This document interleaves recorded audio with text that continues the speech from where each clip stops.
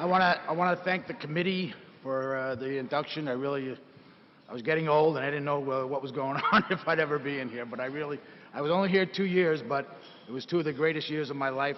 I'll never forget it.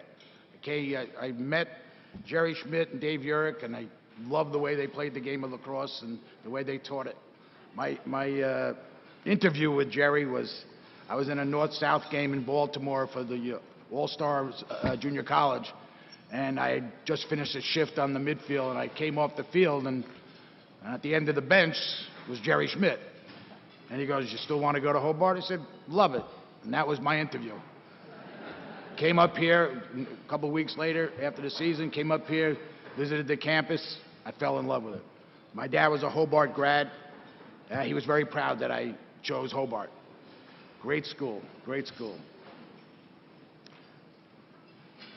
One problem, though, my father never told me about the snow and the cold. I mean, the first time I was in my dorm, there was ice on the walls. I couldn't believe it. Then I got a lot of help from the administration, transferring from Nassau Community. Some of the credits didn't exactly cross over with the school, so they told me it probably would take me 3 to 4 years to finish my education. So I was lucky. I sat down with some of the people, and I told them I'd like to overload and work, and I want to get out in 2 years. So I made it in 2 years and 1 semester, so it was good. I was very happy with that. Everybody was very cooperative. The town, the campus, the people, the players were so into the game. It was so great. It was like a giant community of lacrosse. And that's what I grew up in Garden City, Long Island.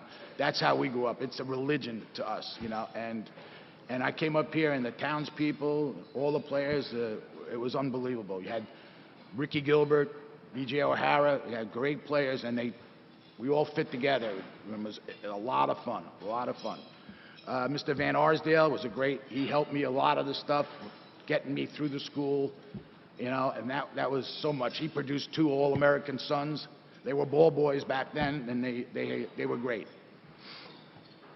Let's see here. Sorry, I was very lucky when I first came here. They put all the transfers in Sherrill Hall on the top floor, and I came up here with my dad and walked into the room and looked down the floor, and there was a pair of sneakers about this big. This is my roommate here, Paul Collins. He came all the way from Lafayette to be here. His daughter's here studying at Cornell graduate, but he came all the way from Lafayette to be here. So let me thank you, Paul. His nickname was Too Tall. Mine was Too Small. So we had a lot of fun. We really did. Did a lot of things together. I learned about his life, and he learned about mine. I taught him some things about lacrosse, and we used to do a lot of stuff together. A lot of fun. My dad was a Hobart alumni too. He went after World War II. He lied about his age, got into the military, and then afterwards he came to Hobart and finished up here on the plan, and became a fine doctor on Long Island in Garden City. Very well respected, and very proud. He was proud of me, and I was proud of him. So I'm glad I chose Hobart. It's a great school. The late night practices. Okay, we did a lot of late night practices, early morning shooting drills and everything else. Jerry and I, it was kind of a north-south Baltimore, Long Island thing. We used to have shooting contests and stuff, and I felt very bad about it, hitting all the goalies the way we did. We did a job. There was a lot of competition everywhere. Everybody was competitive. His aggressive style was great. Dave was a great guy. I just got a card from Dave's wife. It was beautiful. It was so touching. It's amazing. The Hobart people don't forget each other. I played on Long Island Lacrosse Club. We always had 1 or 2 Hobart guys playing, and it was great. Everywhere I went, I always wore that helmet. I was always proud to wear the Hobart helmet, you know, until we finally got some money together and bought helmets for our club team. But it was great. Go to Vail, go to college, anywhere, wearing that helmet, I always felt great. I hope I honored the team and the college, because it was good to me. Because at that time, I wasn't sure if I was going anywhere after Nassau, and Jerry showing up meant a lot to me. We did have two great shots at the national championship. I had won two at Nassau. I never lost a game there.